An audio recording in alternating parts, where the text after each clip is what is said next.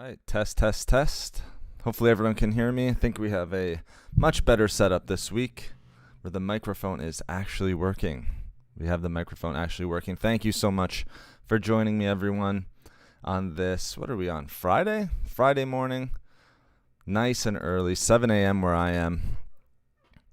Probably nice and early where you guys are, although I know there's a lot of people watching from overseas, like you guys were letting me know last time, so it's great to have everyone in chat today, and I think we have an excellent topic today. It's going to be on foods to reduce the risk of diabetes, and I thought this was actually a valuable topic considering November is actually Diabetes Awareness Month. I didn't know if you guys knew that or not, but November, Diabetes Awareness Month. And just like we have had chats in the past where, it's almost an epidemic of people who are dealing with heart disease and the increase of heart disease around the world, not just in North America, not just in the eastern parts of the world, but all over the world, increased levels of heart disease. I think the number was something like by 2025, there's going to be 25% of the total population of individuals around the world who are actually going to be dealing with some form of heart disease, whether that be, inflammation, heart disease in and of itself, high blood pressure, high LDL cholesterol, LDL cholesterol oxidation, all of that different stuff. It's the exact same, or at least very similar to diabetes. And I saw an interesting study where they actually called it, if you were to look at type 2 diabetes, you would actually probably call that an epidemic right now.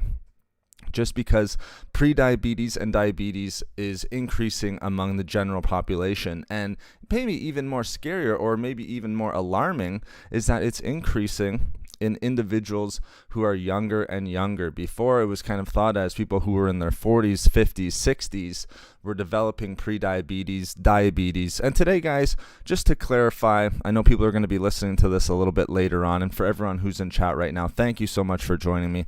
Today, our topic is going to be mostly centered around type 2 diabetes. Does that mean we're not going to talk about type 1 diabetes? Absolutely not, but type 2 diabetes, ones that can be controlled a little bit more, ones where we can kind of use food to help prevent or type 2 diabetes, even though I know sometimes genetically that might be a little bit different. Type 2 diabetes is going to be our main discussion, guys. Type 1 and type 2, both it's very serious conditions. I would again also like to point out that you should speak with your medical practitioner regarding both of those diseases. Okay, guys? So we're going to talk about foods. We're going to talk about lifestyle changes that we can make, foods we want to add, foods we want to take away, all of that great stuff. But please speak with your medical practitioner as well, as they have your medical history and they also, have your medical information. All right. I think it's important to know what your lifestyle's like. Are you sedentary?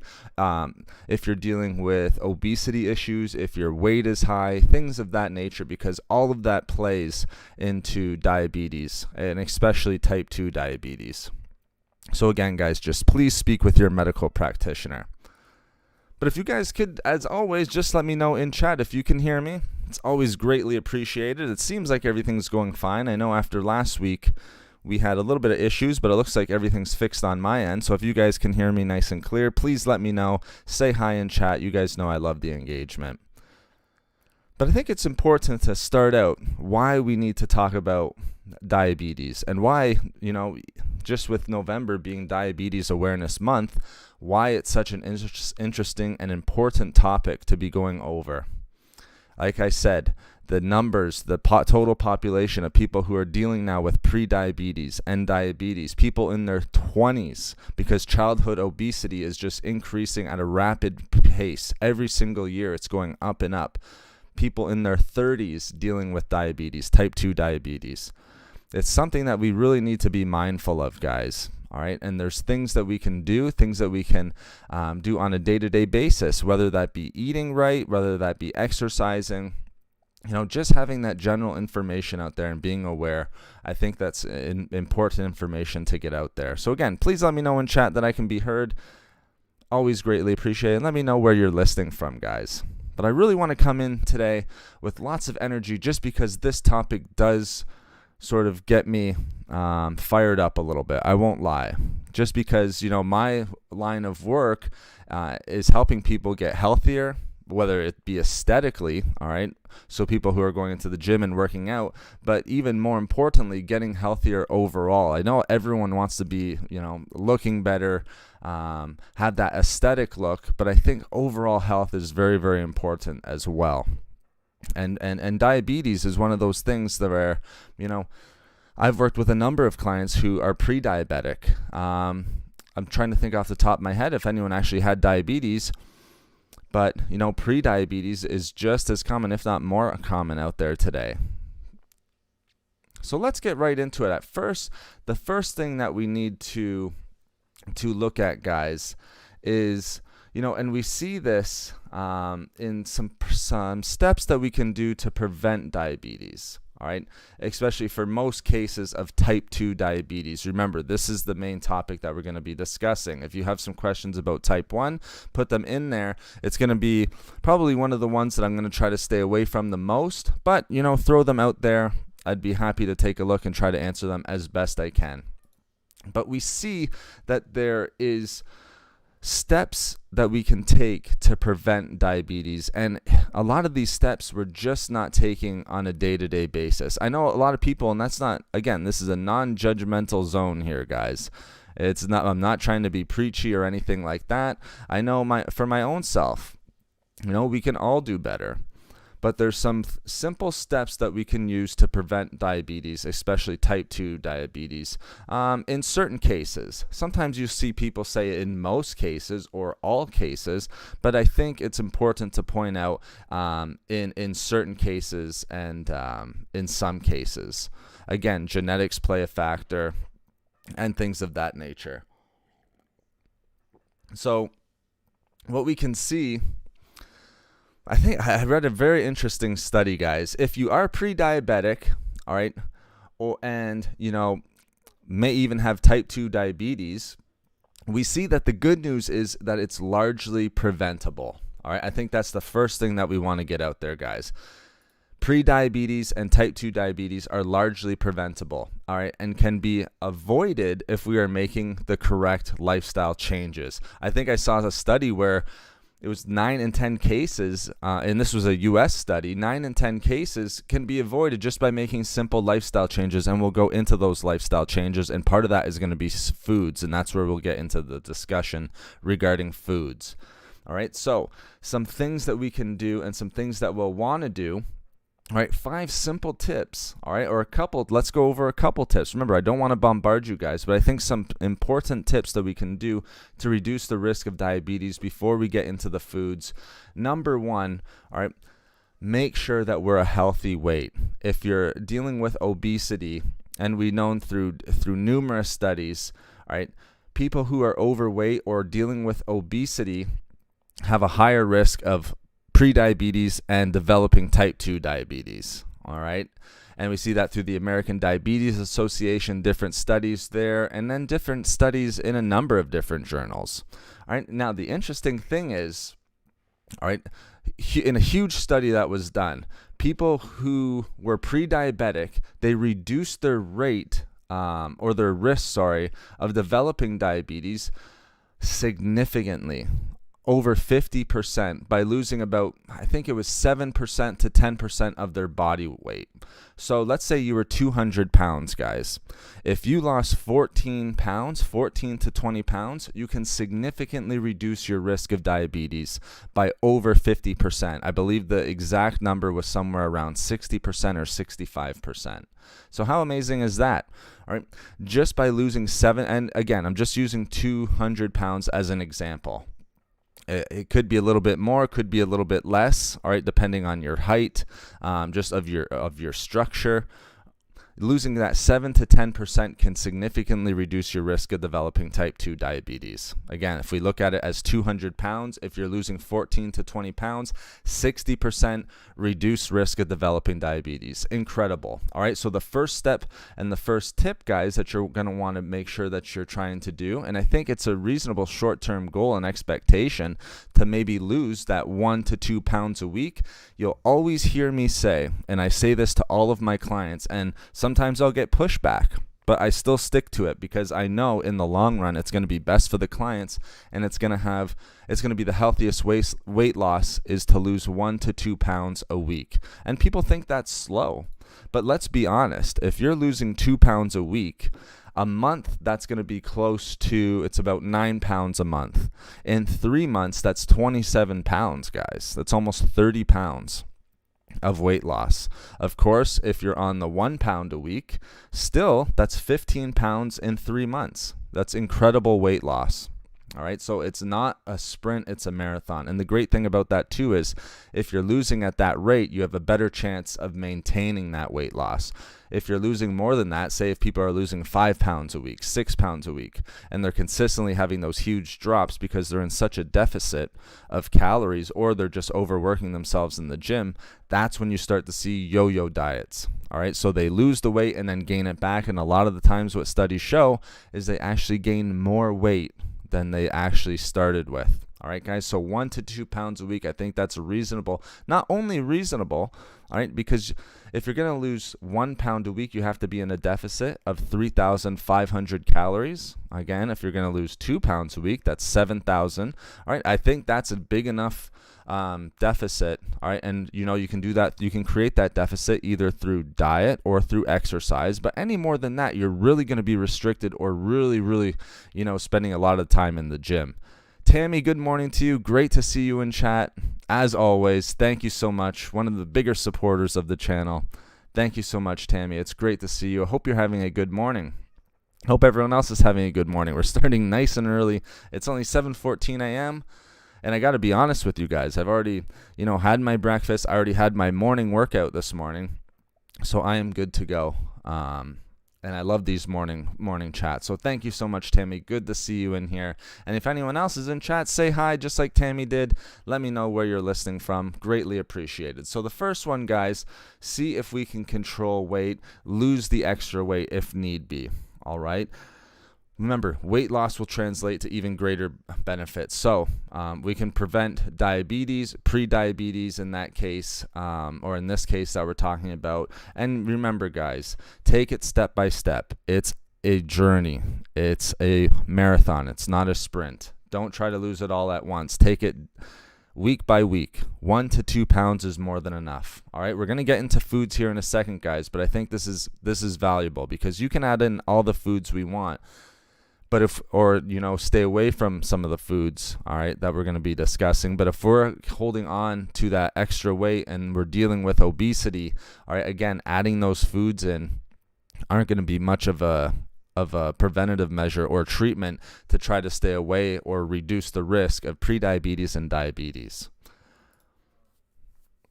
Oh, no problem, Tammy. Again, like I said, one of my biggest supporters of the channel. So thank you so much. And everyone else in here who's supporting, thank you so much for the thumbs up already. I know it's early, but it just works best for me. Good morning, Renita. Thank you so much from Barbados. Very nice. Almost went to Barbados. I've actually been to Bahamas, but I would love to go to Barbados. I think it would be amazing. So thank you, Juanita. Again, I hope I'm pronouncing that right. I believe that I am. Thank you so much for joining me this morning, and thank you so much for saying hi in chat. Great to have you here. So again, guys, first one, I think we've talked about it enough. See if we can lose some of that extra weight if need be. Again, some people may not need to lose the extra weight. But if we want to reduce the risk of diabetes and maybe we are holding on to some extra weight, losing that 7 to 10% is a good way to start. All right. So again, if you're 200 pounds, 14 to 20 pound weight loss. And again, that's going to change depending on your weight.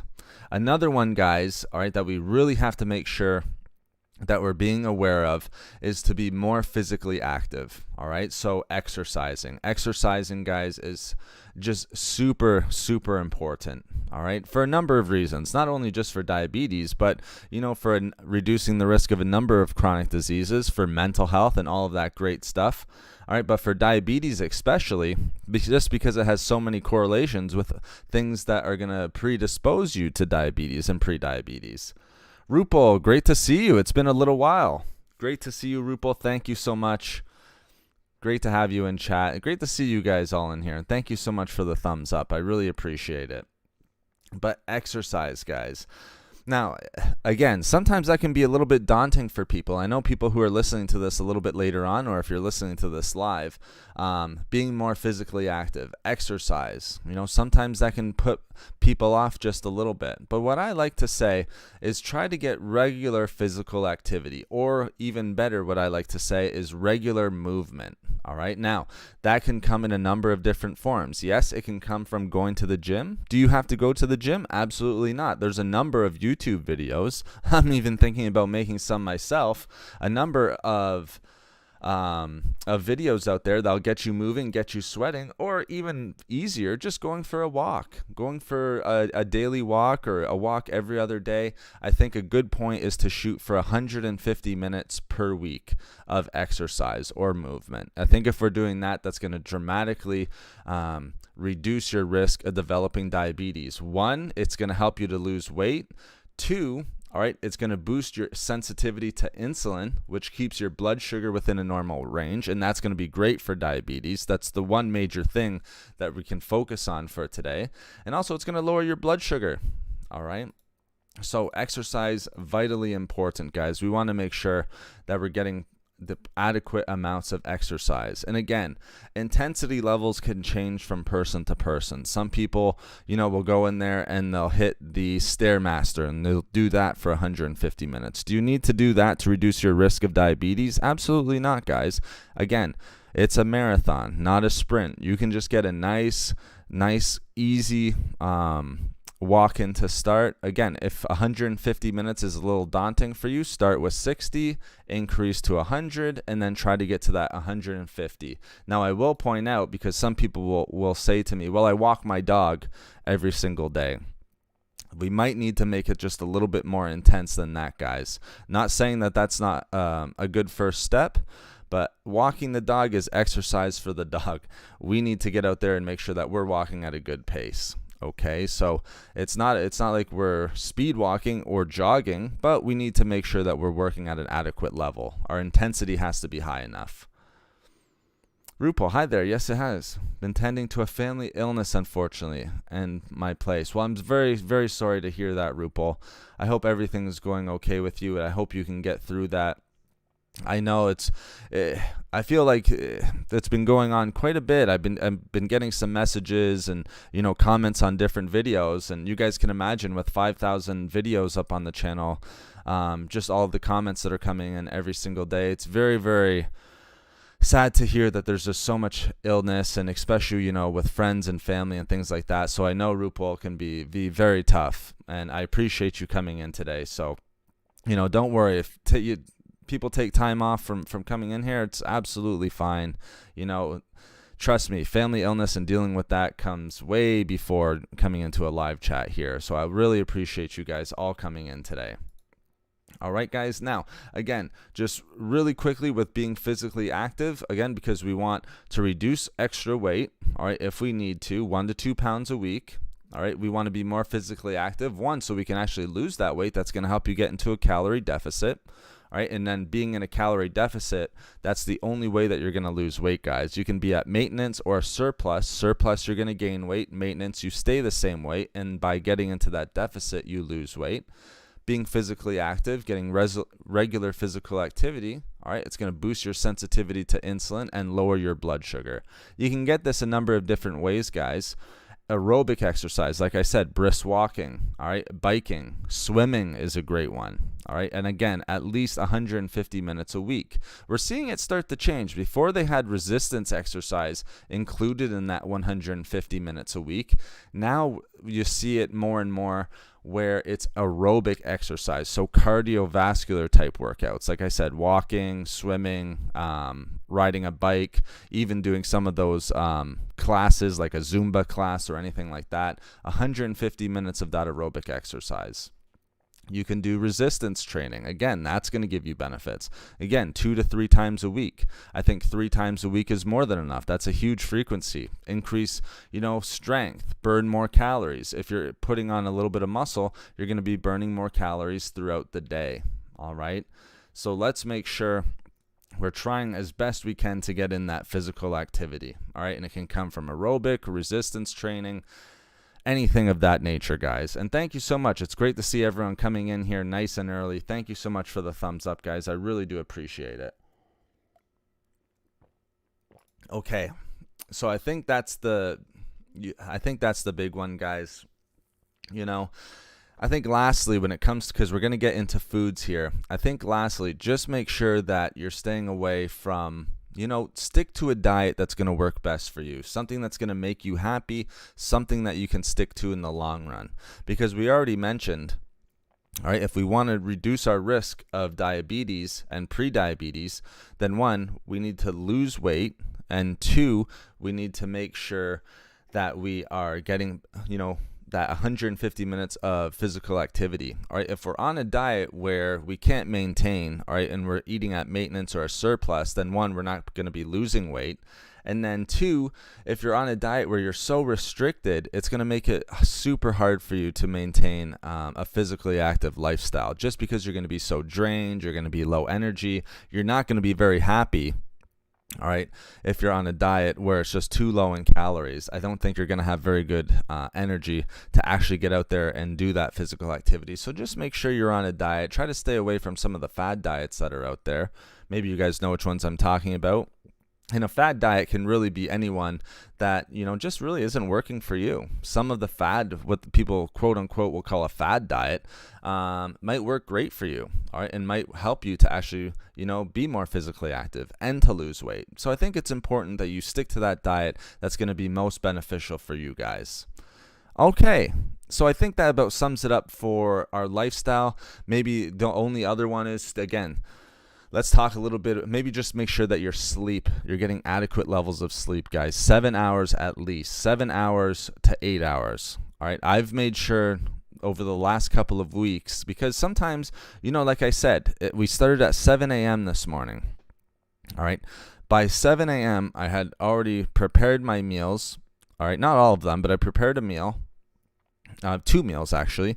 I got a workout in, an hour workout. I set up the stream, shower, did all that stuff. All right, obviously I'm getting up early, so I need to make sure that I'm going to bed at an adequate time so that I can get that 7 to 8 hours of sleep. If not, trust me, I would not have this much energy in the morning, all right, and I would not be able to do this stream. All right, my mind would not be very clear. I'd be very foggy right now. So make sure you're getting those adequate levels of sleep, because that's going to help with, there's been studies that show the more sleepy you are, the more tired you are, then you're reaching out for those sugary foods, all right, those high glycemic index foods, just because you need that boost in energy. All right, it kind of tricks our body into thinking, well, I'm tired, all right, I need sugar, or I need, let's say, refined carbohydrates, fast food, things of that nature. So I think sleep is a big one and an underrated one as well. That's one that I'm adding in here. All right, so that's another great one here, guys. Now, let's talk about some foods that we want to stay away from. All right. I think those I think if you can make those lifestyle changes, guys, I think that's a great one for reducing the risk of diabetes. All right, so try your best to lose the extra weight if need be, and to be physically active. 150 minutes of aerobic exercise a week and some resistance training if you can. If you need any help with that, please message me. That's my bread and butter, guys. That's what I do for a living, and nutrition consultation. So again, if you need any help, feel free to ask questions here in chat, or send a message or a comment on a video. I'm more than happy to help.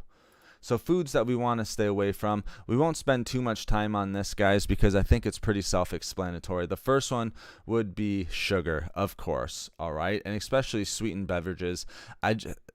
Just one of the things that it's almost a pet peeve when I'm working with clients and things like that. And again, it's not to be judgmental, but I think one of the worst things that we can do is drink our calories, all right, or have sugary beverages like cola, soda. Even people will have high fructose drinks, energy drinks that have sugar added to them, all right? One, they have no nutritional value. 2, they're going to be super high in carbs. A lot of the time, the carbs is coming from sugar. Like if you have 1 can of soda, I think it's something like 25 grams of sugar, which is just way too much. That's almost what you want to be shooting for a day, all right? I almost can't even think of it. It's been years since I've had a soda. And again, that's not to pat myself on the back. As you guys, if you've listened to these live chats, you guys know I'm very sensitive to sugar. All right. Sugar does not sit very well with me. So if I have high levels of sugar, especially refined sugar, even fructose, all right, I got to even watch my fructose levels. All right. My energy is zapped and I'm just not feeling very good the next day. So it's been a long time since I've had a regular soda. Diet from time to time, not a ton, but I try to stay away from sugar. All right. And to put it into perspective, I stay away from fruits like mangoes, grapes I cannot have. I can't remember the last time I had a grape. And if I do have grapes, let's say I'm craving like grapes or something like that, it might be 5. I might just have to reduce it to 5 grapes. All right, so try as you can avoid sugar, and especially sugar sweetened beverages. All right, there's been studies out there, especially when people are drinking these sugary beverages, all right, and they're consuming these calories, whether it be cola, whether it be, there's a whole bunch of other ones out there. Like we could throw in lemonade, or we can throw in those energy drinks. All right, if you're consuming 25% of your calories from these high fructose beverages, all right, there's a huge risk of increased risk of developing insulin resistance. All right, lower metabolic rate. All right, and also heart health. All right, heart health consequences. So again, all of that is going to lead to obesity. All of that is going to help lead, all right, and increase the risk of diabetes. So again, drinking these sugary beverages, increasing sugar, all right, having a lot of sugar in your diet, guys. Again, we just see, all the things that we want to stay away from. Metabolic changes that are going to be potentially harmful for cholesterol and triglyceride levels. All right, increased insulin resistance, belly fat, lower metabolic rate. All right, all of these things are gonna increase the risk of diabetes. So try your best to stay away from them, guys. All right, and other foods that you're gonna want to stay away from.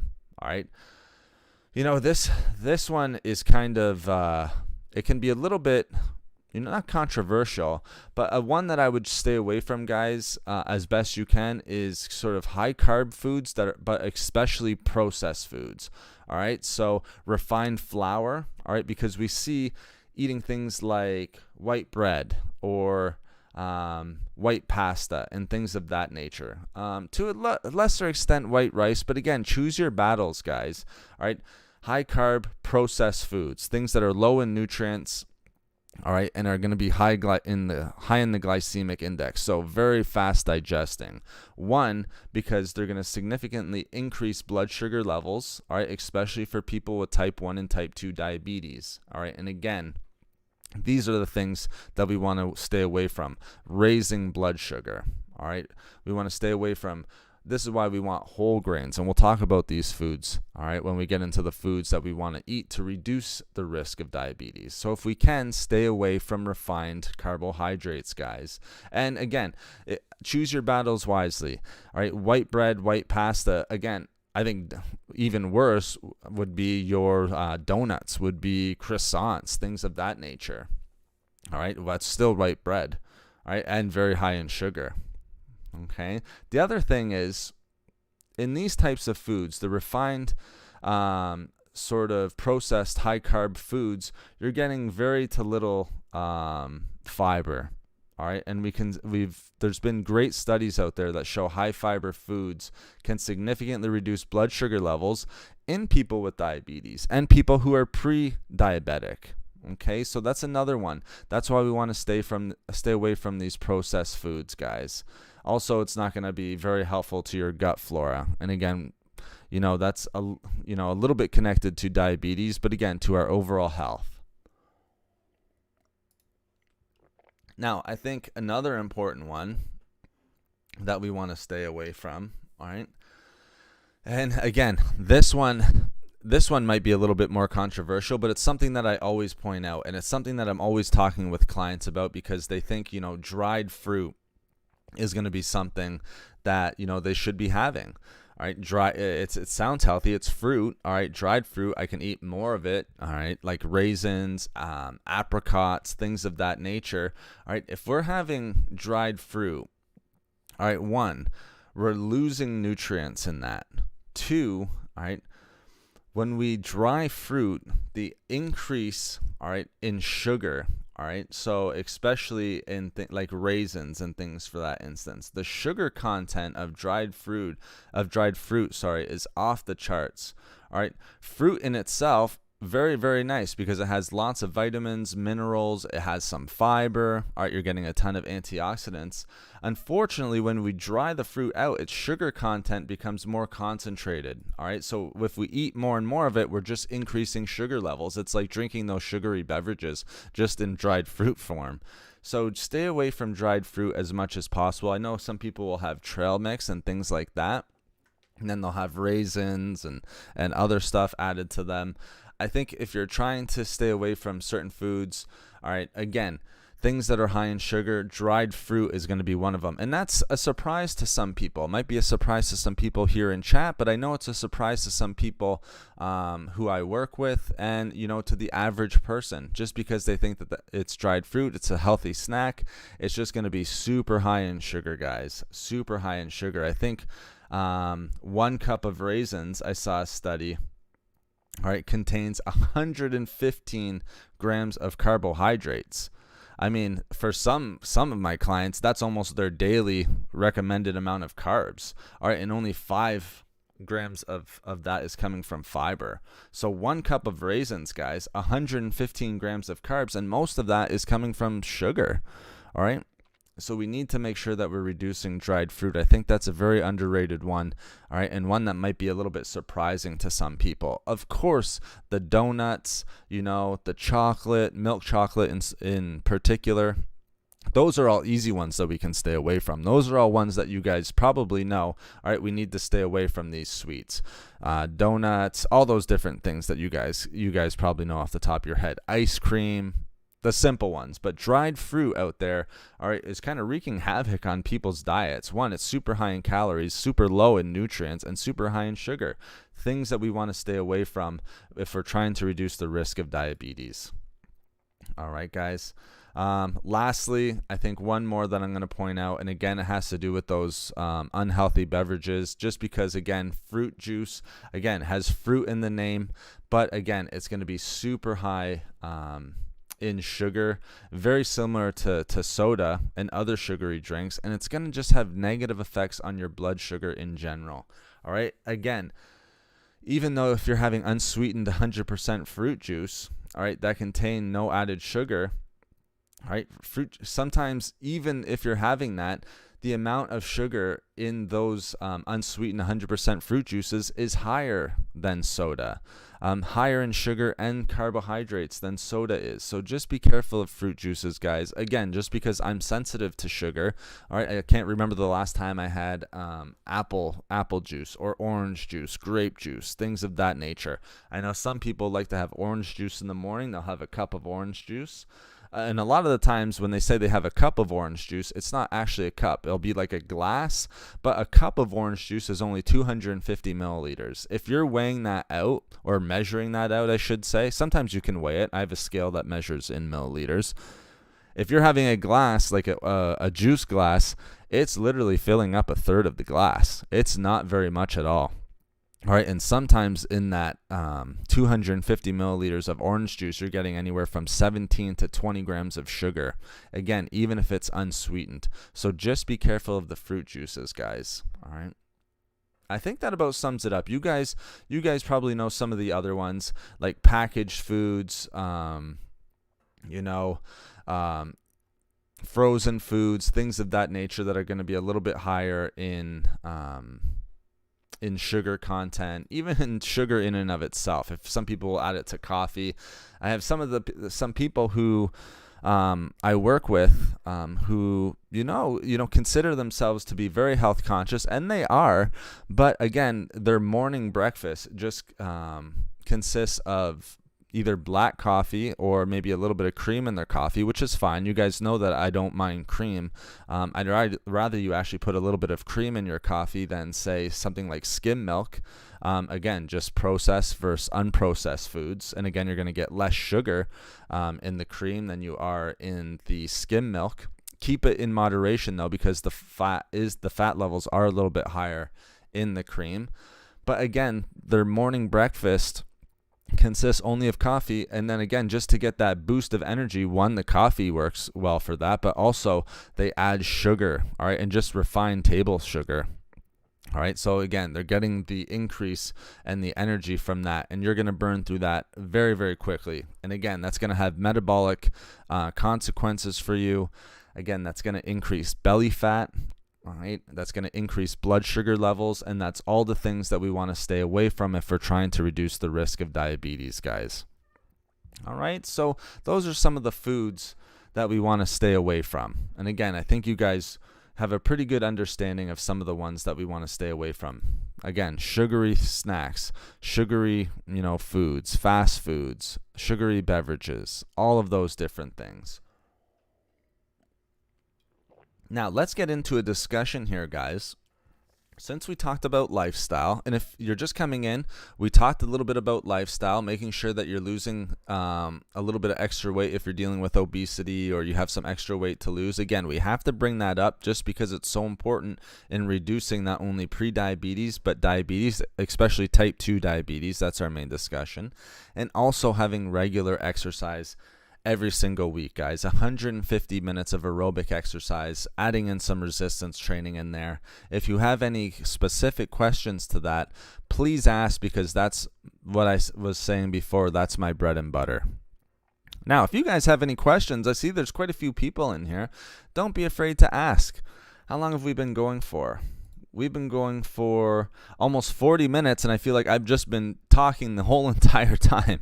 So if you guys have some questions or anything like that, please do not feel like you just have to listen to me. Or if you're enjoying just listening to what I have to say, that's fine too. But if you do have some questions in relation to food or anything like that, or, foods that you want to stay away from, foods that we can ask, or physical activity and weight loss, please don't be afraid to ask. Also, if you're getting good value from the discussion, again, with our 40 minutes in here, one way that you can support the channel, again, we're not doing the join function. You guys don't see the button down there. You guys don't see Patreon or anything for right now. The one way that you can support the channel, again, by thumbing up, by listening, all of that good stuff, or through super chats if you're getting good value through the discussion here today. And the super chat option is in the chat here as well. So if you're getting good value, it's always greatly appreciated that you're supporting the channel. And thank you so much for the thumbs up. I see that it's going up there now. So thank you so much, guys. Now let's move on to some of the foods that we want to be adding. The best foods for people, that are not only living with diabetes, but trying to prevent diabetes in the first place. Again, figuring out the best foods to eat if you do have type 2 diabetes can be tough, just because there's so much information out there, guys. There's a ton of information. I have a personal story out there where, I'm kind of a nutrition nerd. I'm not afraid to admit it. I'm doing research almost every single day. You guys can see that with the videos going up. You can see these with the discussions that we have. I was looking for books to try to buy on these sort of topics, and there's just so much information, not only with diabetes, but just with different diets out there. There is so much information. It's so hard to start. I ended up looking for about 5 to 10 minutes, got so overwhelmed just with all of the information. This is the best. This diet's the best. If you want to lose fat, if you want to live longer. After 5 minutes, I just got tired and didn't end up buying anything. So again, I know that it can be a little bit confusing. Don't be hard on yourself, guys. I've been doing this for 10 plus years. It's my job. We need to make sure that we're trying to get the best information, but don't get discouraged, if you're getting bombarded and you're kind of finding it hard to to get that right information out there, because even for myself, it's very, very, very, very tough. Like, you'll see intermittent fasting is the best, or keto is the best, or paleo, or vegan, all this different stuff. I think the best is, again, stick to the diet that works for you. Stick to the diet where you can, reach your goals. Stick to the diet where you can get all of your macronutrients and micronutrients and be healthy and happy. I think that's the best diet for you. Good morning. I'm pre-diabetic. I need to gain weight. I'm 5'1". I weigh 103 pounds. Okay, Peggy, so you're pre-diabetic. Was that kind of said to you by your doctor? So you went through your doctor and they said that you're pre-diabetic? So again, with Peggy here, looking at looking at your weight, it doesn't sound like you're dealing with any issues of obesity or anything. You need to gain weight. Again, I don't usually give out medical advice. Again, that's why I'm asking if you spoke with your medical practitioner, with your doctor. So I think maybe some of the foods that we're going to get into to help you maybe, gain weight at 5'1". Again, the thing is, you can be 103 pounds, but if you're not, okay, great. That's good, Peggy. Good. You always want to go through your doctor. All right, that's the best thing. Did they give you some options for foods that you can go to? Because here's the important thing that we need to understand too. And Peggy, I'm glad you brought this up. We can be lower in weight. All right, it doesn't matter. We could be 5'10" and 150 pounds. What matters is, what does our diet consist of? Because just because you're eating sugary foods or, drinking sugary beverages or fast food, some people have a higher metabolism. Some people are only eating those sugary foods and are not eating really anything else. So they're staying in a calorie maintenance, all right, or even a calorie deficit on these sugary foods. So you're not always going to see people who are eating that type of diet who are, increasing weight or dealing with obesity. Now, Peggy, the one thing that you might want to talk to your medical practitioner about is a genetic predisposition for you. All right. So I think that's important, guys. You're not always going to be dealing with obesity when it comes to diabetes. It's a complicated disease. It really is. And that's why you have to go through your medical practitioner. But the nice thing about prediabetes and being pre-diabetic, and what the studies show, is that it can be reversed. All right, or at least there's a good case in a lot of cases. Some people will say most. I'll say in certain cases where it can be reversed, guys. Prediabetes and type 2. I've asked this before, but maybe talk about how sweeteners play into this. I still put a tiny sweetness in my morning coffee. I'm cooking soup, by the way, so no problem, Rupal. Soup, very nice. Soup in the morning. I don't know if it's cold where you are, but soup would be great for me today. It's actually very, very cold where I am here up in the north. Sweeteners, from what I've read, they can increase just a little bit. It's not going to be it's not going to be as much as sugar. I put sweetener in my coffee. I try to keep it in moderation. I see people put, spoonfuls of like a Splenda or something like that of sweetener. Maybe you can go to like a natural sweetener. Stevia is a good one. A little bit of raw organic honey is a nice one. We still see those sweeteners do have the ability to sort of increase blood sugar slightly. Again, not as much as sugar. Just try to go with the natural ones as best as possible. I still put a tiny bit of sweetness. I think, if you're using just a tiny little bit of sweetener in there, again, you have to pick your battles. A little bit of sweetener isn't gonna do you as much harm as if you're having like a muffin. Again, that's another big one, or a donut in the morning. All right, I hope that makes sense. But a little bit of sweetener it shouldn't hurt you unless you have a predisposition to diabetes or anything like that. A little bit of sweetener shouldn't be causing you very much in terms of prediabetes or diabetes, at least from the things that I've read. Hi, and good afternoon from Cairo, Egypt. Hala, very nice. Cairo. I heard it's beautiful there. That's amazing. Egypt. You might be one of the first listeners I've had from Egypt. Hala. I hope I'm saying that right. Sometimes I know the H can be silent in certain areas. So Allah or Hala, Kamel. I hope I'm pronouncing that right. But hello from Egypt. Thank you so much for being here and for our chat this morning. It's great to have you in there. 11:45 a.m. So nearly lunch. There you go. Perfect. That's right. Stevia or honey. Yeah, very good. Exactly, Rupal. So that's kind of what I would recommend. Stevia is a nice one. It's a little bit more expensive, but stevia is very, very popular. All right. Or raw organic honey, sort of that natural sweetener. Again, the thing is with raw organic honey, guys, and we need to discuss this. Some people will put agave nectar in there. We still have to realize it's still a sweetener. All right. So what I mean by that is there's sugar in it.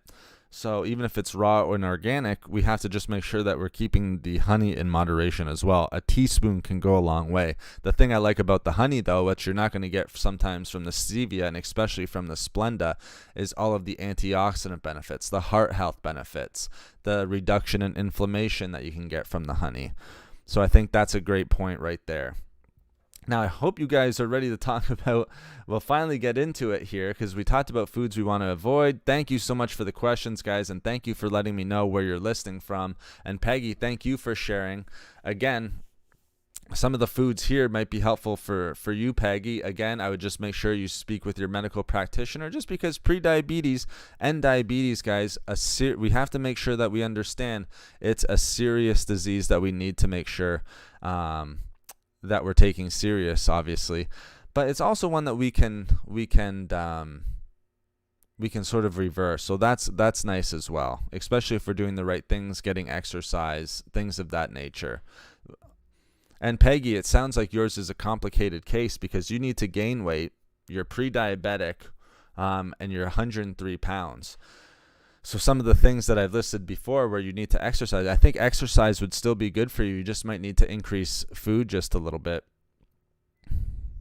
And the right foods, low glycemic index foods, staying away from those sugary foods. The thing that makes it tough, guys, and the thing that I really wish I could do, and the reason why I want to start working with people one-on-one is because it's hard for me to really give Peggy, hard facts and a hard guideline of things to do because I don't know what her diet is. I don't know what her day-to-day lifestyle's like.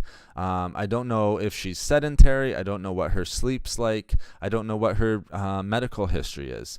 So I hope that makes sense to you guys. It's not that I'm trying to, push it aside and stay away and avoid the conversation and avoid the question. It's just I feel like it's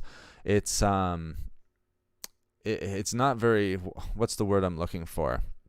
I don't think it would be very wise of me to try to give, kind of advice to Peggy when I don't know these certain sort of lifestyle changes and even her medical history. So I hope that makes sense for you guys. Good morning. First time from Trinidad and Tobago. Kathleen, great to have you. That's awesome. First time listening. Great to have you. Thank you so much. I hope that you're enjoying the chat so far. And to be honest with you, I've had quite a few individuals from Trinidad and Tobago. So Trinidad and Tobago, it's so funny. One of the first countries that I can remember as a child, just because I remember the Olympics, and I always used to remember Trinidad and Tobago and thinking the teams were so cool from there, which is so funny. So Trinidad and Tobago holds a special place in my heart. Just a quick little aside there, but great to have you. Thank you so much. Safi, great to have you in here. Safi, is that Russian?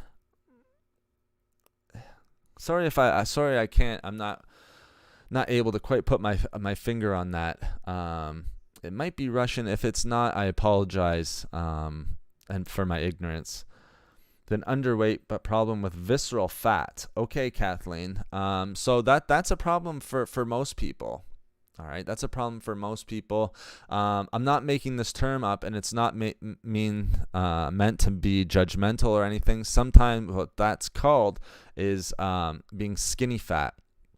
And, it's skinny because you're underweight, all right, and the fat comes from the visceral fat in the body. Again, so that's not a judgmental term that I'm trying to use. That's just one that's used commonly in the nomenclature. All right, so what you'll want to do is, all right, is increase, these healthy foods, again, that we're going to get into here in a second. All right, and then the other one, all right, with visceral fat, again, visceral fat, you just need to make body compositions and be losing body fat. All right, and you can do that through exercise. You can do that through, increased protein, through resistance training, and through anabolic exercise. So just increasing your activity levels just a little bit. Okay, so let's get into some of the foods here, guys. Some of the best foods that we can choose. Because like I said, if you're pre-diabetic, all right, and you're trying to manage your blood sugar levels, all right, it becomes vitally important. One, what we already said, lifestyle and foods we want to avoid. But two, the type of foods that we want to be eating. All right, the type of foods that are going to help manage our blood sugar levels, all right, and prevent diabetes and complications for diabetes. Because one of the things and one of the reasons why I want to talk about reducing diabetes is because diabetes, for one, all right, you're going to have a ton of, complications from diabetes over time and throughout your life, but it's also going to increase other chronic diseases or the risk of chronic diseases like heart disease. That's the main one. Oh, you're welcome, Kathleen. And again, I'm not trying to say like skinny fat in a negative term. That's just what the nomenclature is. Again, it's just being underweight but having visceral fat. And again, if you're just being active, eating a nice healthy diet, maybe being a little bit more active, like I was saying, all right, you can lose some of that visceral fat. Again, a lot of the times, all right, it just comes down to diet. And diet just means the types of foods that you're eating on a day-to-day basis, guys. Okay, so let's talk about some of the foods that people who are pre-diabetic, all right, yes, type 1 diabetes. Type 1 diabetes, remember though, guys, is a little bit more complicated. You really need to make sure that you're being managed by a medical practitioner when it comes to type 1. Again, it would not be very wise of me to go out and give a ton of advice on type 1 diabetes. I think type 2 is going to be the one that we really want to focus on here, and pre-diabetes. Okay, so the first one here, guys, the best foods for if you're pre-diabetic or you're dealing with type 2 diabetes, the first one, and a great one, and one that's often recommended, all right, is going to be fatty fish like salmon, sardines, kind of sources of, it can be supplement or food sources that are high in omega-3 fatty acids. Don't forget, that's DHA and EPA. So omega-3 fatty acids, DHA and EPA, all right? Some of the best ones that we can have out there, all right, if you're diabetic or have pre-diabetes. I take a fish oil supplement. I take it 2 times a day. You don't have to take a lot. I take 1 teaspoon. And again, this can change from person to person. But for myself, I'll just put it out there. I take fish oil twice a day, and it's just 1 teaspoon every single day, guys. All right, so that fish oil, I think in 1 teaspoon, it's 4.55 grams of fat that comes from sardines, mackerel, all of that good stuff. All right, and it has good levels of DHA and EPA, and you want to make sure that those ratios are good. The one thing that people will do with oils and omega-3s, it's very, very easy to get omega-6s. We need to make sure that we're really focusing on our ratio of omega-3 to omega-6. Make sure you're getting in those omega-3 fatty acids, guys. That's where salmon can be really, really helpful. Sardines, things of that nature, things that are high in omega-3s. If you're not a huge fish eater, all right, or let's say you're on a vegan diet or vegetarian, then you can have walnuts. Walnuts are a great choice, all right? I'll eat walnuts as well. One of my favorite, I told you guys my breakfast, but one of my pre-workout meals is going to be like 8 halves of walnuts, some protein, can be whey protein, and a teaspoon of fish oil. I think that's a great one. Tons of omega-3s right in the morning. All right, and then some protein. Again, I'm not going to be spiking my blood sugar right when I wake up, all right? Because again, that's when cortisol is the highest. So for me, that works best. Maybe it's something for you to try as well. Now, the nice thing, the reason that we want to make sure that we're getting in these omega-3s, these omega-3 fatty acids, DHA and EPA, all right, for one, all right, it's going to reduce inflammation, all right, and improve the function of our arteries. But even more important, as studies show, all right, eating fatty fish or getting these omega-3s is going to help to regulate blood sugar levels. That's why it's so important for people who are pre-diabetic or living with diabetes are getting these omega-3s, because fatty fish, omega-3 fats, DHA, EPA are going to help to regulate blood sugar. All right, so there was a study that people who were overweight or obese or pre-diabetic, all right, if they were having, fatty fish or fish oil, all right, post-meal, all right, and sometimes I'll have fish oil kind of in between meals, to be honest with you. So I guess I'm kind of doing the same thing. Saw a significant improvement in post-meal blood sugar levels. All right, when kind of compared to other types of foods that weren't high in omega-3s. So again, very high to get these omega-3 fatty acids, guys. Again, you can do it with salmon, you can do it with supplements, things of that nature. The other nice thing is, and the reason why that I have it with protein is because it can help, not only help you feel full, but dealing with diabetes and foods to reduce the risk of developing diabetes. All right, it's going to help stabilize blood sugar levels. And then, with the walnuts and everything of that nature, you're getting the fiber, which is giving you even more benefits. So the first one, guys, foods to reduce the risk of diabetes. Foods that are high in omega-3s. Again, that can come from salmon, sardines, a fish oil supplement, walnuts, things of that nature, guys. All right, and please continue to ask your questions. And thank you so much for the thumbs up. I see we're at 17. We're climbing super fast, guys. Thank you so much. I really appreciate it. How long have we been going here? We've been going for almost an hour, guys. So I hope you're getting good value from this chat. I really appreciate you all being here. Now, another one that you're going to want to kind of add to your diet, and one that I cannot sing the praises of, and I know sometimes you guys will hear me talk about this a lot, but it's really grown on me, and I'm kind of coming. The reason why I like bringing this up is because I'm coming from a person that was not a fan of avocados. And the reason why I wasn't a fan, didn't have anything to do with the nutrition or the macronutrients or, it being a fat source. It was just the taste. But I've been able to kind of put that aside. I've been putting it into smoothies. A food choice that's going to help you to reduce the risk of diabetes is going to be avocados, guys. One, all right.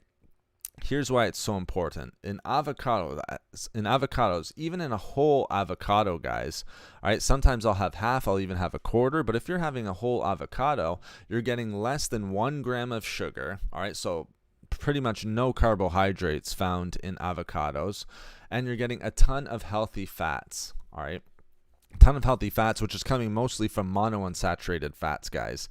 Monounsaturated fats, one of the best monounsaturated fat sources out there, and polyunsaturated fats. The other nice thing is there is some omega-3 fatty acids found in avocados, but the main fat source is going to be monounsaturated fat, followed by polyunsaturated fat. Now, the other nice thing about avocados, guys, and surprising to some people, is that it's high in fiber. So you're getting the trifecta right there. Low in carbohydrates, pretty much no sugar, all right? It's devoid of any sugar, all right? So again, if you're putting the no sugar, healthy fats, and high fiber content, then you're not going to be increasing blood sugar levels, okay?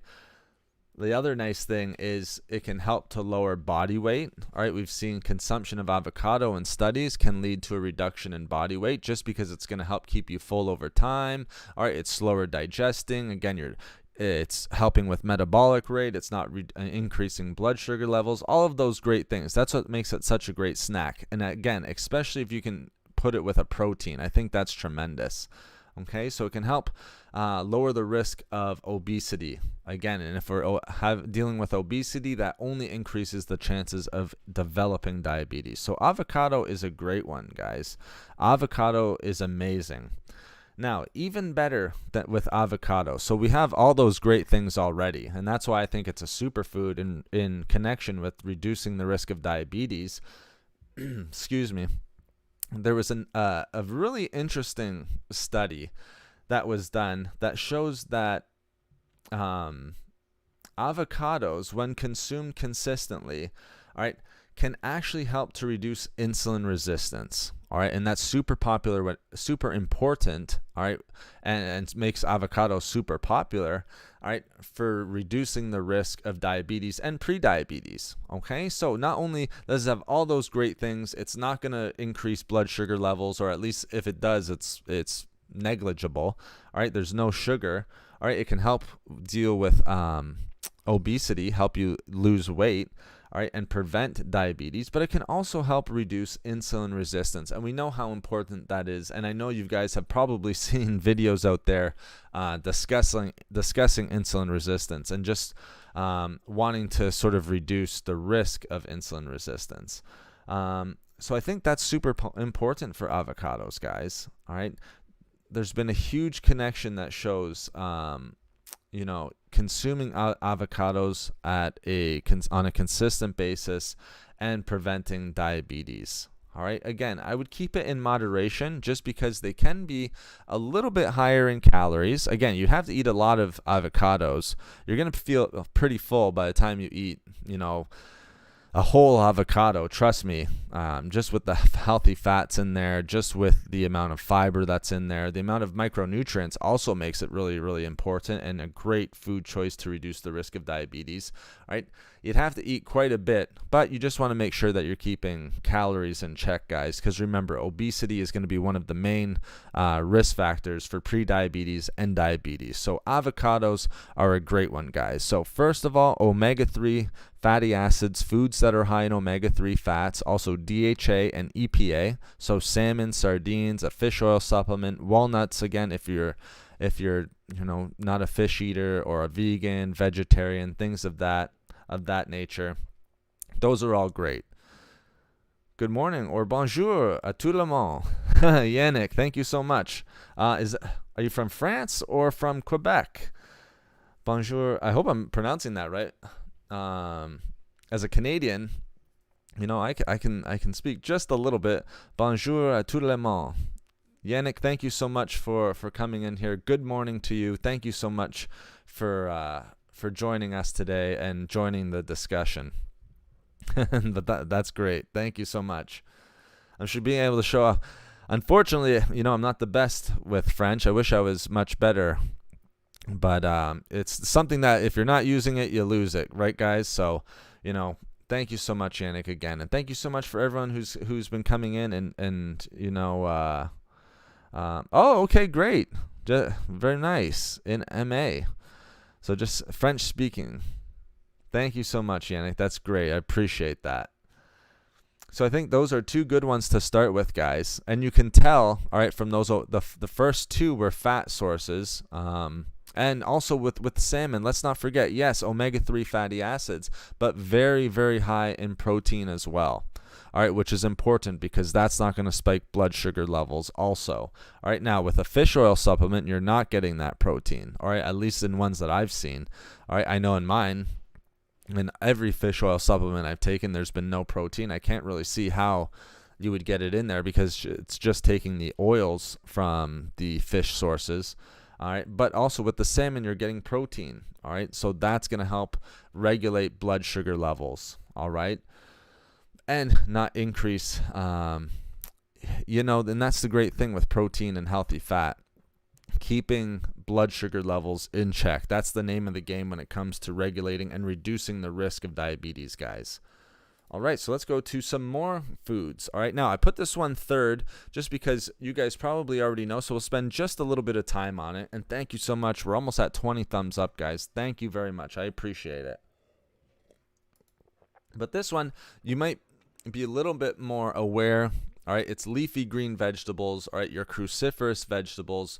All right, but we need to talk about this because, a lot of people, all right, and it's tough. I know it can be tough because what we want to do is we want to try to get 3 to 6 servings of vegetables per day. Does it have to be all leafy green vegetables? Absolutely not. It can be a mix of, bell peppers. It can be, eggplant, and sometimes even, beets and things of that nature. Radishes. It does not have to be leafy green vegetables. But the nice thing about leafy green vegetables is we know that obviously very nutritious, high in nutritional value, very low in calories. So that's great for maintaining weight, all right, and reducing the risk of weight gain. We also know, all right, that leafy green vegetables, all right, especially compared to some other vegetables, all right, even though most vegetables are going to be lower in carbs, in leafy green vegetables, pretty much no carbohydrates in them. And if it is, a lot of it comes from fiber. All right, so these cruciferous leafy green vegetables will not significantly affect blood sugar levels. Some of the most important ones out there, you guys can probably guess. I think broccoli, again, is one of the kings to leafy green vegetables, but spinach and kale is right up there. I think those are tremendous. They're very high in vitamin C. That's also why I like broccoli. And it's also going to have some protein in there as well. Broccoli is sort of underrated when it comes to total amount of protein. Yes, you would have to eat a lot if you're going to compare it to other protein sources, but there is some protein and fiber in there, which is great for keeping blood sugar levels in check. Now, also, the vitamin C that's found in these leafy green vegetables, and this is why we have to talk about leafy green vegetables, because they are very high in vitamin C. All right, spinach and kale, very high in vitamin C as well. We know broccoli is, and other leafy green vegetables also, cabbage, romaine lettuce, things like that. All right. When we're eating, vitamin C, we know that it's an antioxidant. We know it has anti-inflammatory benefits. But what we found in studies, vitamin C rich foods, all right, can actually help and benefit people with prediabetes and diabetes, all right, because one, it can increase, it can increase their serum vitamin C levels, but also, again, reduce inflammation and reduce cellular damage, things that are important for people who are pre-diabetic and dealing with diabetes. So we want to make sure that we're getting leafy green vegetables, guys. Again, it's not going to have any metabolic effects, all right, negative effects. It's going to keep blood sugar levels in check, all right? So leafy green vegetables are going to be a great one for you guys, all right? So if you can, if you can, broccoli, spinach, kale, all of the great ones, you guys know what they are. Asparagus, I think, is a great one. Right, there's zucchini is another nice one. I think if you're eating leafy green vegetables, again, you cannot be going wrong. Now, another one and another superfood, which we have to point out, we'll leave leafy green vegetables there, guys. Again, I think it speaks for itself, just how healthy those are and why it can help reduce the risk of diabetes. One here that might come as a surprise, and one I always try to point out as much as possible, is eggs. All right, and now why are eggs so important for reducing the risk of diabetes? Well, just off the top of my head, the first one would just be great protein source. All right, one of the most bioavailable protein sources, so you're digesting the most protein. I think the only other one would be like a whey protein supplement or another protein supplement where you're digesting the most of that protein. But we know it's high in protein, and we know that it is also a nice, healthy fat source. We're talking about whole eggs here, guys, not just the egg white. All right, whole eggs. All right, and again, you don't have to go overboard with like 3, 4, 5 whole eggs. Again, you can do 1 or 2, and it's going to give you those nice benefits. Again, some people are a little bit scared of or worried about eating too many eggs because of cholesterol levels. But again, we also have to make sure that we keep in mind that the cholesterol in eggs is not going to greatly affect your serum cholesterol levels. What's going to affect that the most is your lifestyle, the sugary foods that you're eating. So if you're obese and things like that, and just living a lifestyle like smoking and things of that nature, not getting enough exercise. Tammy, I sure enjoyed this. I hope each and everyone has a great weekend. Well, thank you so much, Tammy. Really appreciate you as always. Like I said, one of my longest supporters in here in these live chats. So I really appreciate seeing you again here so early and coming in here and adding to the live chat as always. So thank you, Tammy. I hope you have a great weekend as well. And I'll be back on, I'll just point out, we'll be doing a discussion on sugar, specifically on Sunday. So I look forward to seeing you there, hopefully, Tammy. And thank you again so much for coming in. And have a great weekend. So eggs, guys, consumption of eggs, all right? Eggs are such a great food choice. You know, a lot of the times what I'll do with clients, if they're trying to increase protein, increase healthy fats, eggs is the logical choice. Again, there's tons of nutrition in the egg yolk. It's actually where all of the nutrition is, or at least, you know, most of the nutrition. All right, the egg whites, yes, it contains pretty much all protein, but I think half of the protein, if I'm not mistaken, is actually in the yolk as well. So you're getting lots of protein through whole eggs. But the nice thing about eggs, yes, we know that it can, let's just go off the normal benefits. All right, if I was going to talk about the benefits of eggs, 1, decrease inflammation. All right, increase good HDL cholesterol. So like I said, all right, you don't have to worry too much about increasing, all right, bad LDL cholesterol. It's actually going to increase good HDL cholesterol. All right, but 1, it's going to improve insulin sensitivity. All right, and that's the big one for diabetes, guys. Improve insulin sensitivity, which is amazing. All right, so again, there's a nice study, and this is why I said if someone's trying to add protein and healthy fats into the diet, why I said eggs is kind of the no-brainer, one that I'll always sort of point out. 1, it's versatile. You can eat them a number of different ways. You can have whole eggs, scrambled eggs, doesn't really matter. The nice thing with scrambled eggs is you can add a little bit of vegetables in there. Sometimes, right, or most of the time, I'll add spinach in there. I'll add broccoli, peppers, onions, you name it. You can throw it in there, all right? So a lot of people will say to me, well, I can't get leafy green vegetables in the morning. It's hard for me to get the amount. Well, if you have scrambled eggs, boom, right off the bat, right in the morning, you can already get some leafy green vegetables in there and other vegetables. Like I said, bell peppers, onions, probably forgetting some people like garlic in there. So it's a nice, easy way to increase your vegetables as well. Now, the other important thing, there was a very, very interesting study done where it showed people who were eating eggs for breakfast, all right, they saw that it could help manage blood sugar levels, all right, for people with diabetes throughout the day. So not only was it great for people in the morning, but it had benefits for people with diabetes and people who are pre-diabetic throughout the entire day, which is amazing. That's why I like eggs so much when it comes to reducing the risk of diabetes, guys. All right, so egg consumption, very, very important. I think if you're getting, like I said, 1, maybe 2, all right, eggs per week, we see more and more studies coming out, all right, that 1, it can decrease the risk of heart disease for people with diabetes, and for better or for worse, all right, maybe even more important, it's going to decrease the risk of diabetes, all right? And again, I think the exact number was like 6 to 12 eggs per week in this study.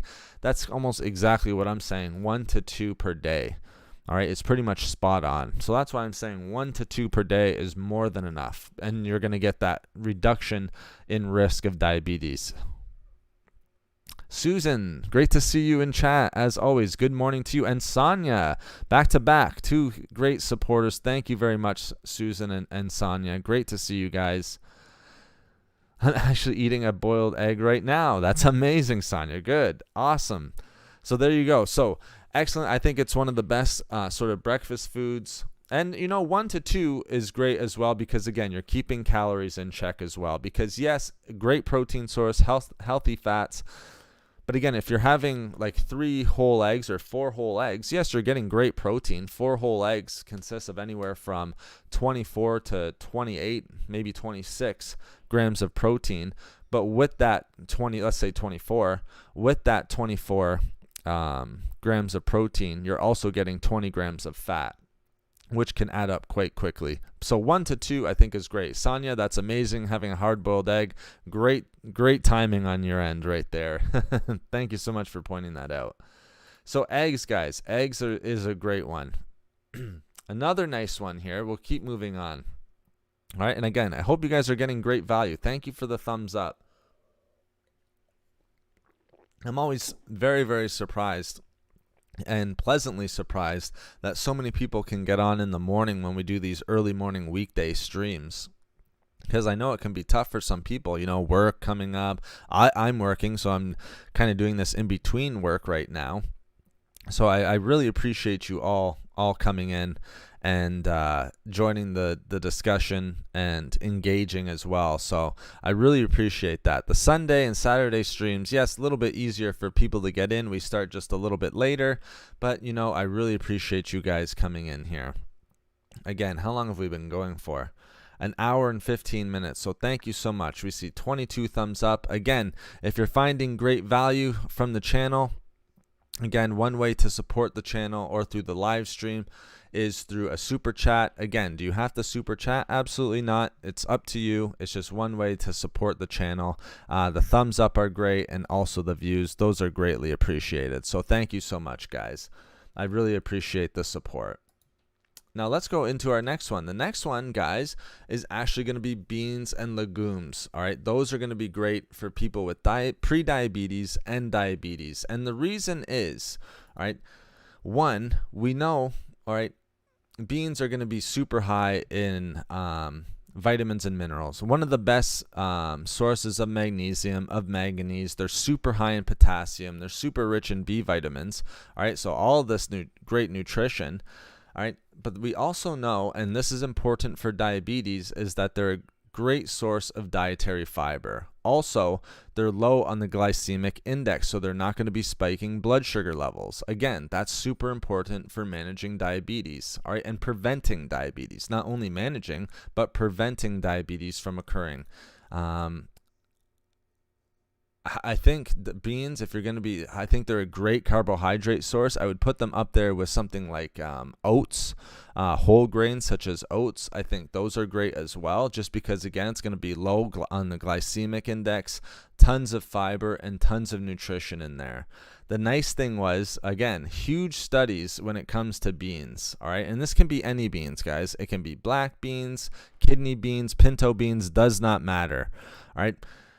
We see with a study that not only does the consumption of beans, increase, digestive health, increase cardiovascular health, but specifically for reducing the risk of diabetes, right?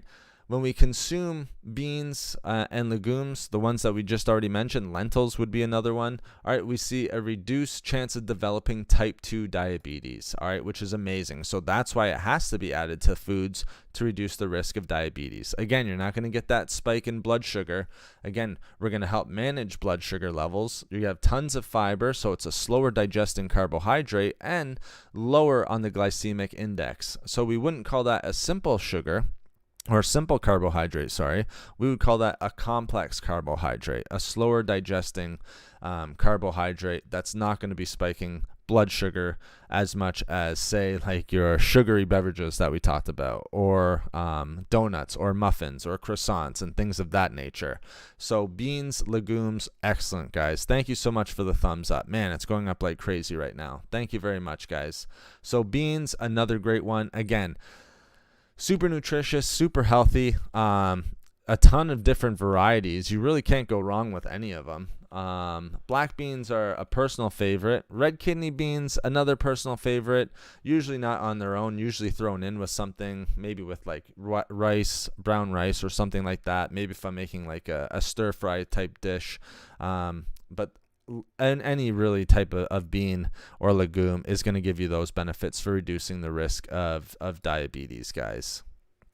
Organic Grow, thank you so much for joining the chat. I really appreciate it. I like the name as well, Organic Grow. Thank you. Is this your first time in chat? I usually do fairly well with remembering names, but if it is, welcome. Thank you so much for joining the chat. I really do appreciate it. And if it's not, I apologize that I didn't remember the name. So beans, guys, a great one. Now, another nice one, and remember, I said broccoli. Again, I think maybe we just, maybe something we can add to broccoli. I kind of forgot, which I'd written down here. Broccoli is nice, and the reason why I said I think it's the king of leafy green vegetables, one of the most nutritious vegetables that you can have, is that you can see that broccoli can help with the reduction of blood glucose levels, and this is because they contain a unique compound known as sulforaphane. All right, we've talked a little bit about sulforaphane in different live chats before, but amazing. We get this extra little benefit from broccoli where we can decrease blood glucose levels, and a reduction and decrease in blood glucose levels with people who have diabetes or are pre-diabetic. All right, which again is amazing. So that's why I just wanted to point that out for broccoli, and why exactly I said it's the king of leafy green vegetables when it comes to reducing the risk of diabetes. Oh, no problem, Organic Grow. It's like I said, great to have you in here. Awesome having you guys in nice and early. Like I said, we started at 7. We've been going for about almost an hour and a half right now. So thank you so much for the support, guys. And I hope you're getting lots of value from this. Now, another one that we have to point out, all right, again, and the reason why we're talking about diabetes today, guys, for one, it's Diabetes Awareness Month, all right, so super important, all right. And again, I read an interesting study. If we were talking about type 2 diabetes, again, just like heart disease, right? Type 2 diabetes seen just because of the rise and increased levels of people who are dealing with pre-diabetes, who are pre-diabetic, who are dealing with type 2 diabetes.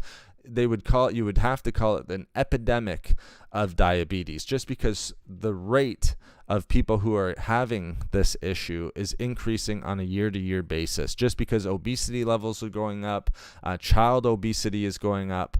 We're seeing people now in their 20s and 30s who are now developing pre-diabetes and even type 2 diabetes, which would be unheard of just a generation ago.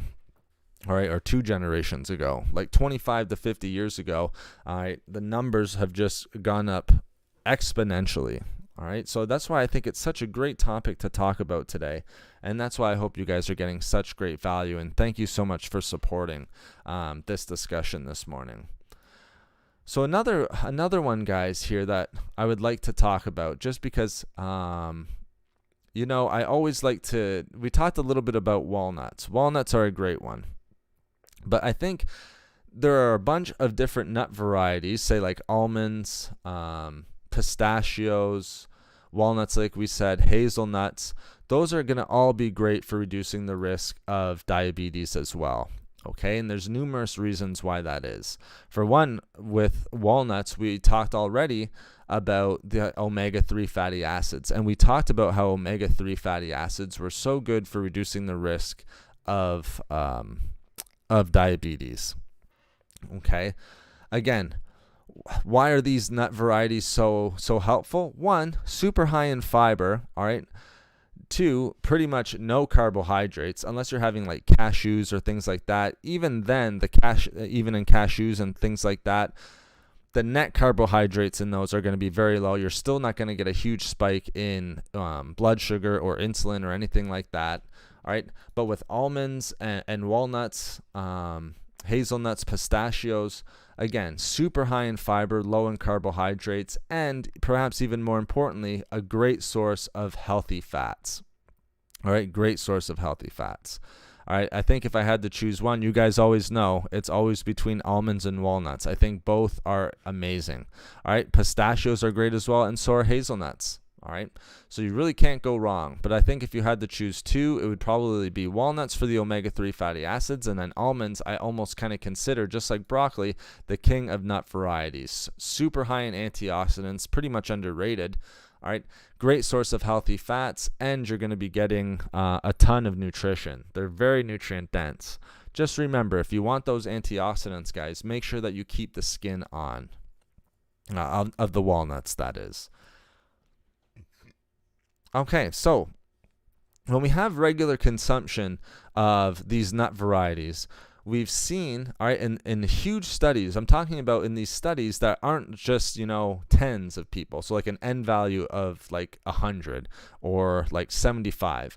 Literally an N value, so just the amount of people who are included in the study, all right, in the tens of thousands, all right? So it's not just a handful of people. We're seeing, all right, studies that are involving tens of thousands of people, over 15,000 participants, All right. We see people who are eating these tree nuts like walnuts, almonds, pistachios, all right, are having a benefit, all right, and an improvement to blood glucose levels, which is amazing, again, for reducing the risk of diabetes.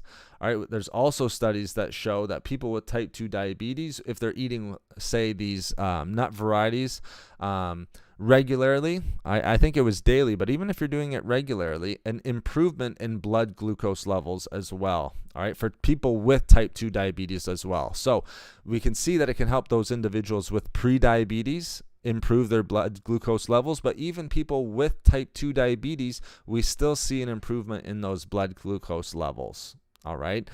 This finding is very, very important because people with type 2 diabetes often have, higher levels or elevated levels of insulin. All right. And again, that can be linked to obesity, which we already said at the very beginning, we have to manage because obesity is one of the risk factors for diabetes. So I know that was a lot said there, but you can see why I'm so high on things like almonds, walnuts, different types of tree nuts, other nut varieties. All right. Super important when it comes to reducing the risk of diabetes. Just all of those tremendous benefits, improving blood glucose levels, helping improve blood glucose levels for people with type 2 diabetes, lowering the risk of diabetes complications like heart disease, all right, things of that nature.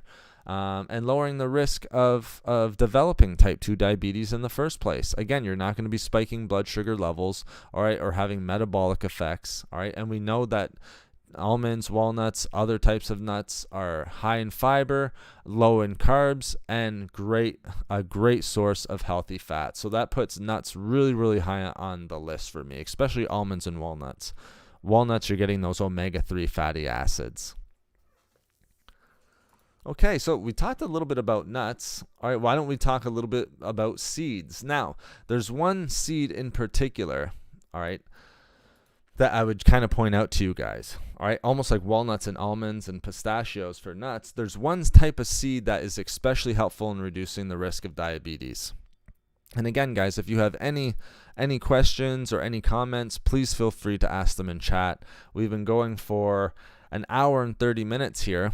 All right, and again, I feel like I'm kind of been talking the whole entire time, which again is fine. If you guys like to listen, that's great too. But if you have any questions, please feel free to offer those questions as well. Now, the nice thing about, we can add this to our quote-unquote diabetes diet. And again, diet just means, it doesn't mean you're trying to lose weight, even though obesity can be a risk factor. What I just mean by diet is just the foods you're eating on a day-to-day basis, guys. But we see that chia seeds are actually a great food choice for people with diabetes or pre-diabetes, and to help people prevent developing type 2 diabetes in the first place. All right. And the reason for this, just like with almonds, walnuts, things of that nature, we see that chia seeds are super, super high in fiber. All right. And, even in like an ounce of chia seeds, super high in fiber, very low in carbohydrates, but also a good source of protein. So we see that chia seeds are not going to be raising blood sugar levels all that much or spiking insulin levels all that much either. They're actually going to help regulate blood sugar levels, which is very, very nice. That's why I love chia seeds. Good source of protein, underrated source of protein, very nutritious, by the way. Tons of vitamins, minerals, antioxidants, anti-inflammatory compounds, all of that great stuff. Fiber, which is very important for reducing the risk of diabetes. But there's also a type of fiber, a fibrous compound. Again, I can't remember it off the top of my head. It might be something like viscous fiber, I believe it is.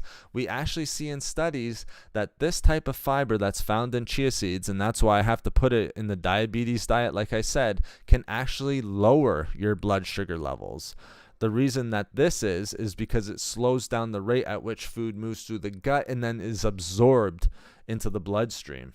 All right. So again, that's tremendous for reducing the risk of diabetes. So specifically, chia seeds, one, high in fiber, low in carbs, great source of protein, not going to raise blood sugar. So not only will it not raise blood sugar, but we also see it contains a type of fiber that is actually going to lower your blood sugar levels by slowing down the rate at which food moves through your gut and then is absorbed. So basically what that is saying is it's going to decrease the rate at which the chia seeds are absorbed into the bloodstream or absorbed by the body. Again, the digestive process is slowed down, and that's what makes it. Remember, that's why we were saying complex carbohydrates are such a great choice. Whole grains, that's why we stay away from the sugary beverages.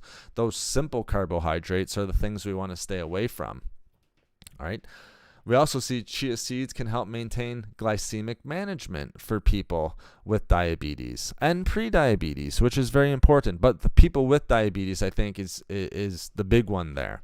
All right, so chia seeds very, very helpful for not only people who are pre-diabetic, but also who have diabetes. All right. Again, very important. And I think, that can be kind of summed up for people with type 2 diabetes. Again, if you have type 1 diabetes, again, very, very serious disease. That's something that you'll want to have monitored by your medical practitioner. Same thing with type 2 diabetes and pre-diabetes for that matter, guys. Now, again, also, the nice thing about chia seeds, for those people who are dealing with obesity and who do have type 2 diabetes, one, chia seeds can help support weight loss if consumed in moderation, because we have to remember, if you're having too much of a good thing, all right, we're just increasing calories, which is going to put you in a calorie surplus, and being in a calorie surplus is only going to lead to weight gain. All right. You could do that really with any food. It doesn't matter if it's super healthy. All right. If you're just eating too much of it, it's going to lead to weight gain. All right. But, regular consumption of chia seeds in moderation can help support weight loss, which is, again, important because obesity is a major risk factor for developing prediabetes and diabetes. And not only will it help support weight loss, but also help maintain that good glycemic control. All right. So very important. I think, if you're going to be choosing any types of seeds, I think chia seeds are one of your better ones to choose from, guys. Chia seeds are a great choice. All right. And they contain so much nutrition. All right. The nutrition values of chia seeds is off the charts, guys. Not only are the macronutrients very nice for reducing the risk of diabetes, by that I mean good protein levels, good healthy fats, good in fiber, but we also see that it's very high in vitamins, minerals, antioxidants, anti-inflammatories, tons of important things when it comes to reducing diabetes. Okay. So, wow. Thank you. Thank you so much. Do I have a cookbook available? That's very interesting. Now, Sonia, I'm glad that you bring that up because I have been working on a couple of ebooks, and I'd just like to see if anyone would be interested in a couple of these ebooks. For right now, it's not really focused too much on a cookbook, but just on healthy foods in general, broken up into healthy foods. So, how can we help deal with, insulin sensitivity, looking at different types of foods, a beginner's guide to weight loss. I'd just like to know if people would be interested in those types of ebooks. Again, there's lots of things and lots of ways that I want to get the information out to you. I think, having these ebooks would be a great way to sort of put that out there, be something to branch out away from the videos and from the live chats. And then I think that it would be nice kind of reading material for people to learn, because I remember the first time I was very, very young when I started learning about nutrition. I still remember the first nutrition book that I read and learned from. And some of that information, most of that information kind of set me up for the future. So these ebooks I'm already working on now. I'm going kind of each one kind of writing a couple at a time, but I've been working on them, and if you guys are interested in them, please let me know. They're not completed yet, but once they're completed, I will definitely let you guys know, and we'll find a way to distribute them through the channel, through the live stream, things of that nature. But no, I appreciate you bringing that up, Sonia. I think a cookbook in the future would be very, very helpful. Even like a smoothie book out there, because I get a lot of questions on smoothies, what's in my smoothie. Even some clients were asking me the things that I put in my smoothies. And then a lot of them are loaded just with superfoods and things of that nature. So I think that would be a good idea going forward as well. But, cookbook can definitely be on the horizon. But there's definitely some ebooks coming up, Sonia. Thank you for asking. Okay, so let's go to our next one here, guys. Again, right now, really the best way to support the channel is just through the super chat function. With that, not selling ebooks right now, there's no ebooks or anything like that. There's no join function, no Patreon at this point. I just want to keep it so everyone can just come in here, get the information, listen to it after. I think the best way is just through the super chat if you're getting good value over the last hour and 40 minutes. I think that's just the best way. But, cookbook might be available in the future. But for right now, just, I've had people asking how we can support the channel. For right now, it's just the super chat function. So thank you again, Sonia, for bringing that up. And I do appreciate it. And I think if I do bring out these ebooks or a cookbook or whatever it is, they'll be of the highest value as always. So I just want to make sure that that's clear as well. So thank you again, Sonia. All right, so for our next one here, guys, all right, one that I kind of want to point out, all right, is we talk about strawberries all the time.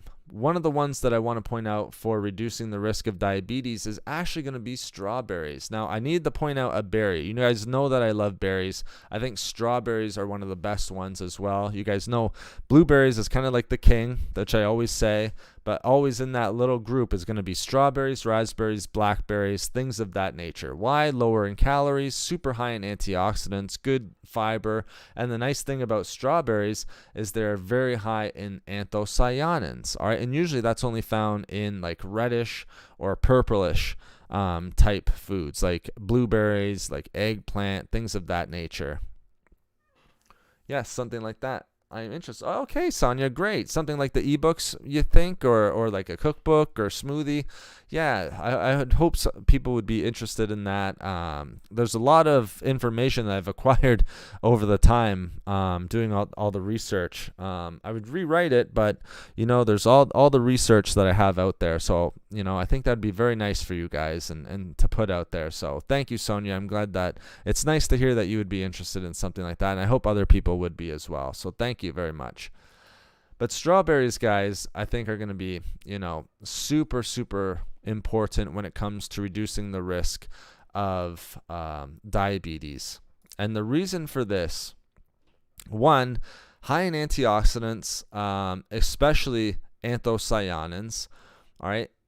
The other one is they contain polyphenols or polyphenols, all right? Sometimes they're pronounced as both, all right?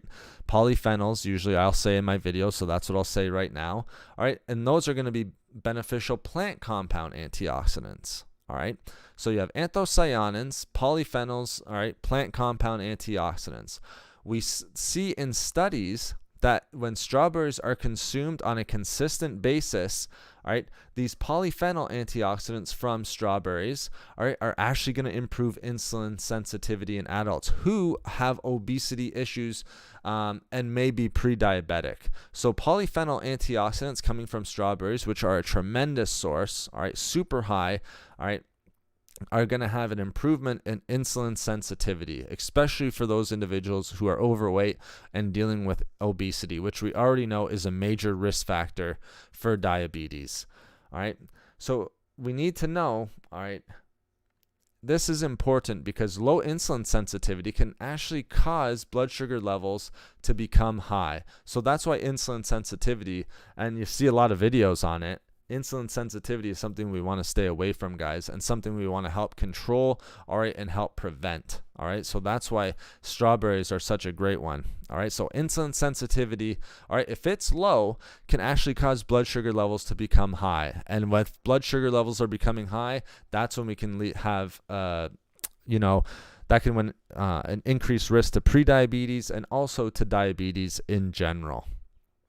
All right, so that's why strawberries are amazing. Also, strawberries, little known fact, guys, these berries, blueberries, blackberries, raspberries, and strawberries especially, are a great source of fiber. And again, that's going to help reduce the risk of diabetes in general as well.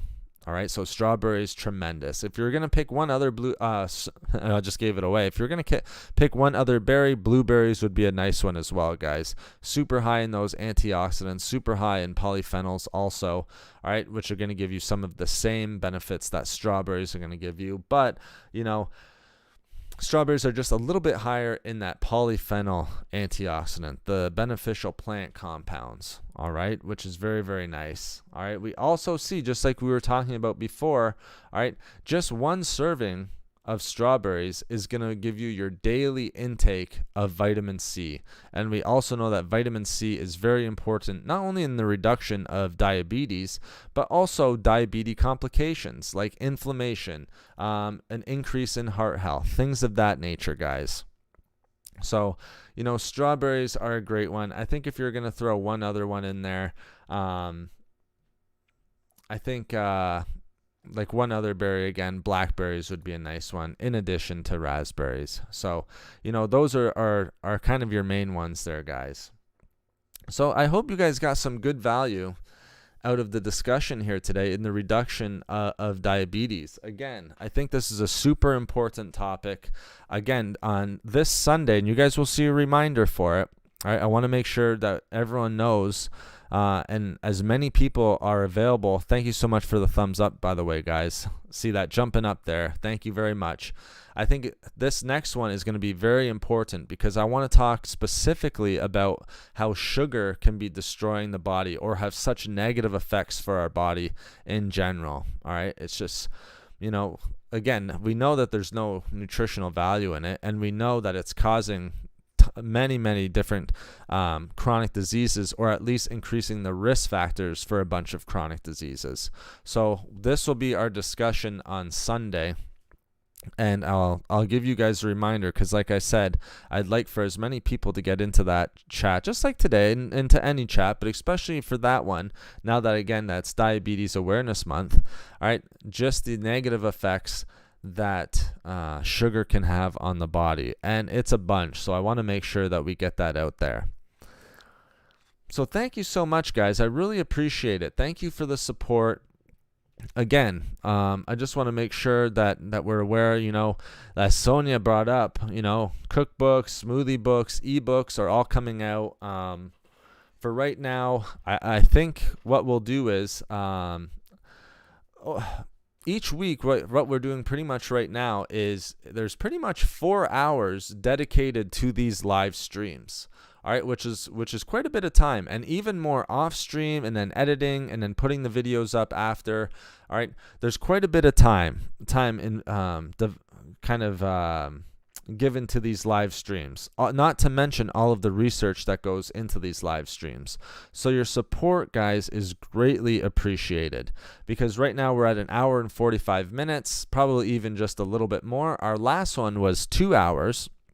Our one on Sunday is probably going to be at least 2 hours, all right, where we're going to probably be having a huge discussion and probably lots of questions based on that, all right, because Sunday is usually when most people can get in, because you guys, I know most people are working at this time, so that's why it amazes me. So many people are able to get in, and I'm so happy that you guys are. But there's a lot of time. I think we're putting at least myself 4 hours on these live streams or podcasts, whatever you want to call them, just on the microphone here, plus double that for the research that goes into it, and then a little bit of more time into putting that up. So I'm trying my best to give you guys as much value as I can. I hope that you guys are getting all the value that you can from these live streams. And I think, that's why it's important. And I posted a little bit of a commentary on the channel in the commentary section. The support that you guys are giving is greatly appreciated. I know there's been quite a few people who are in here, so I know that you guys are getting good value. All right. And all the thumbs up, I hope that you guys are getting good value. So any way that you guys can support the channel, I greatly appreciate it. I'm going to think of ways that I can give you even more value going into the future, whether it be ebooks and all of that different type of stuff. But again, your support keeps these live streams going. Your support keeps the channel going, because as I've said a bunch in the past chats and videos and comments, this is sort of a hobby of mine. YouTube is not my job. Even though I'd love it to be, it's definitely not my job. It's a hobby, it's a passion project, and it's something that I want to spread as much information to you guys as possible and give you guys as much value as possible. All right, so the support that you guys are giving goes a long way, and it keeps these live chats going, and it keeps the videos going into the future, and it will for as long as we can do it, and I don't see any plans on stopping. So thank you so much, guys. We're going to end there. We have almost an hour and 50 minutes into this chat. So thank you so much. I hope you guys got some good value in terms of foods that can reduce the risk of diabetes, lifestyle changes that you can make in sort of reducing the risk of diabetes, and then also foods that we want to avoid for the same thing. So hopefully, again, if you guys missed any of it, say you came in a little bit later, this video and live chat is going to be up on the channel. It'll definitely be up by tomorrow. Sometimes it goes up a little bit earlier. But again, I just want to thank you guys so much for your support, and thank you so much for joining me this morning and making it such an enjoyable chat and engaging with me. All right, that's the thing that I love the most. So thank you, everyone. We'll be back on Sunday, another video tomorrow. All right, so be on the lookout for that. Another live stream based on sugar and how that's, the negative effect sugar is having on our body. So I just, again, want to thank you all for coming in today. I will talk to you guys live on Sunday.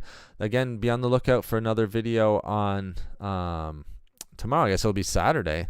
And again, thank you so much, guys. I hope you have a safe, healthy, happy day today and going into the weekend. So talk to you guys.